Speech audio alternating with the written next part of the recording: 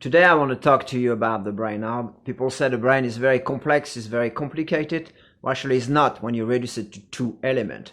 The part in blue here, which is the frontal cortex, because it's right at the front, is about 37% of the surface of the brain. This is the part where consciousness and awareness is, right? This is where we live.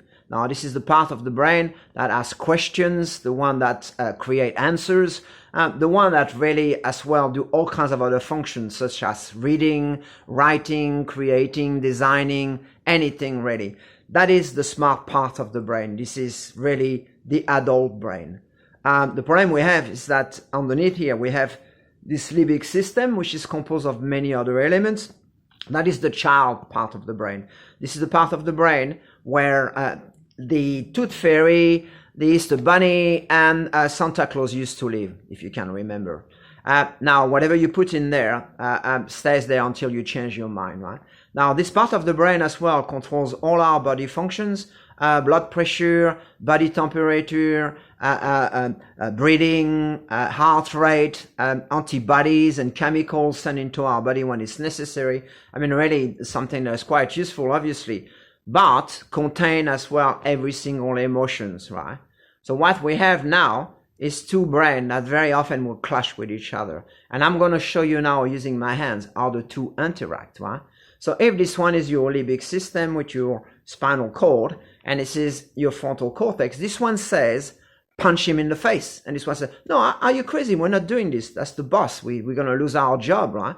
Or this one may say, it'd be a very good idea to go on the top of the roof over there and jump into that swimming pool at first, right? And this one says, no, we're not doing this. No, that's completely nuts, right? So technically, this one reacts, right? And this one respond. And they pretty much harmonize in this way.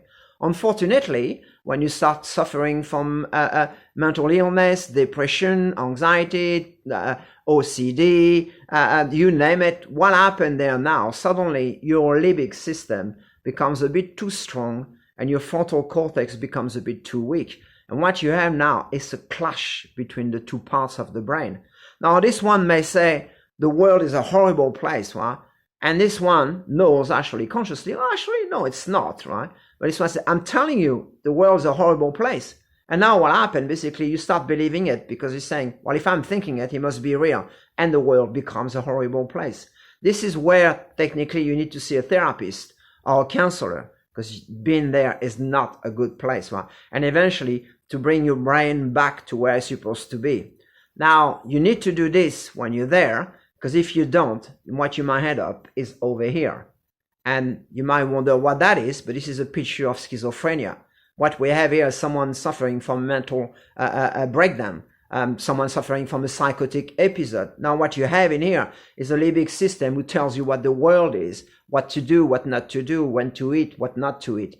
So what we have really is a place what you definitely don't want to be, right? Now, if this is a brain that's been taken over, if this is a brain that struggles, and this is a healthy brain, any idea what that is? Well, that is the brain of a Buddhist monk. Now, those people have the ability to control any mental or physical functions to a way that is completely flabbergasting to us, right?